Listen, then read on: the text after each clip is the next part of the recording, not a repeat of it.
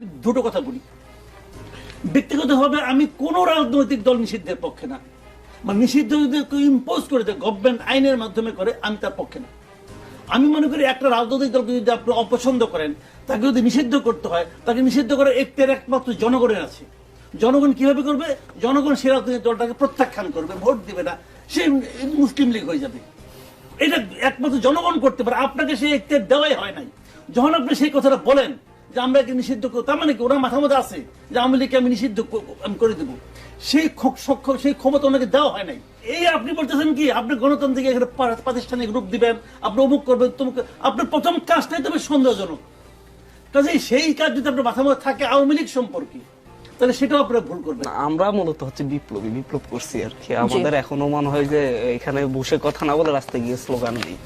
এখনো মানে হচ্ছে খুব খারাপ লাগছে যে হচ্ছে আমার ভাইয়েরা মাইর খাচ্ছে, আমি এখানে দাঁড়িয়ে আছি এই যে এসি রুমে। তো আমাদের হচ্ছে এসি রুম বা হচ্ছে ফ্যানের বাতাস ভালো লাগে না, আমার ঘাম ঝরাতে ভালো লাগে। নিজেও একবার রক্ত ঝরছি, সেটার মধ্যে আনন্দ আছে যে হচ্ছে গুলি খাবো, রক্ত ঝরাবো, কিন্তু অন্যায়ের প্রতিবাদ করবোই। তা আমাদের কাছে আসলে সুশীলতা বিষয়টা নেই, আমরা সুশীল হতে পারি না। আমি একটা কথা সারা জীবন থাকবে না, শান্তি প্রতিষ্ঠাও তো করতে হবে। শান্তি প্রতিষ্ঠার জন্য বিপ্লব দরকার। বাংলাদেশে যে বিপ্লবটা হয়েছে পূর্ণাঙ্গ বিপ্লব হয়নি, যার কারণে শান্তিও আসেনি। শান্তি প্রতিষ্ঠা করতে হলে আগে রক্ত ঝরবে, তারপর শান্তি আসবে। রক্ত ঝরার আগে শান্তি আসে না, এটাই হচ্ছে বাস্তবতা, এটাই বলে হচ্ছে আপনার রাষ্ট্রবিজ্ঞান। এখন হচ্ছে আমি যেটা বলছিলাম, বিপ্লবীদের কাছে যারা একবার রক্ত দেখেছে, যারা তার ভাইয়ের মৃত্যু দেখেছে, পাশে হেঁটে যাচ্ছি, সানগারপুল থেকে ঢুকতেছি, আমার পাশে 2-3 জন মানে লাশ পড়ে গেছে, যারা এটা দেখছে তাদের কাছে সুশীলতার জায়গা নেই।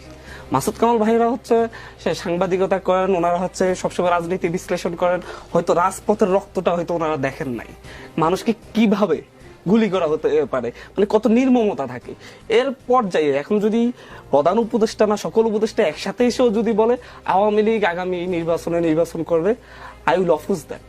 আমি এই জায়গা থেকে আমি একা অপোজ করবো। সেই ক্ষেত্রে যদি আমাকে আরেকটা গুলির সামনে দাঁড়াবো, কারণ যেই স্লোগান দিয়ে বাবা মায়ের সন্তানদেরকে হত্যা করেছে, সেই বাবা মা এটা নিতে পারবে না, আমি নিতে পারবো না। কারণ আমার ভাইদেরকে আমার সামনে হত্যা করেছে, আমাকে গুলি করা হয়েছে একসাথে।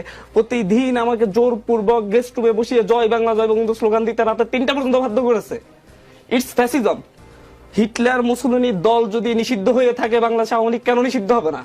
এই সুশীলতা কোথা থেকে আসে? আন্তর্জাতিক বিশ্বে, গণতান্ত্রিক বিশ্বে দেখেন, জার্মানিতে আছে ফ্যাসিস্ট দল, সে কি নিষিদ্ধ হয়নি? আইন করে নিষিদ্ধ, বিচারের মাধ্যমে নিষিদ্ধ হবে।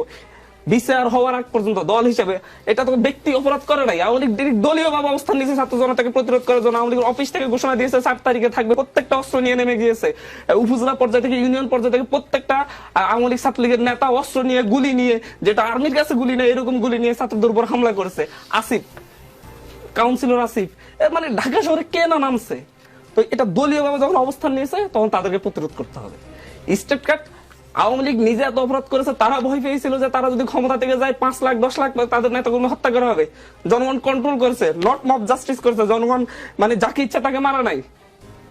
কেন জাতীয় পার্টির অফিসে বাসায় আগুন দেয়া যায়, অফিসে আগুন দেয়া এক কথা না। আমি জাস্টিফাই করতেছি, আমি জাস্টিফাই করবো এটা। জাতীয় পার্টির অফিস খুলবে কোন সাহসে? যাদের আমার অফিসে আমার ভাইদেরকে যাদের মানে ইন্ধন হত্যা করা হয়েছে, তাদের বিচার হবে। এখনো আমি এই যে অথর্ব সরকার বলছে, ভাইয়ের সাথে আমি একমত।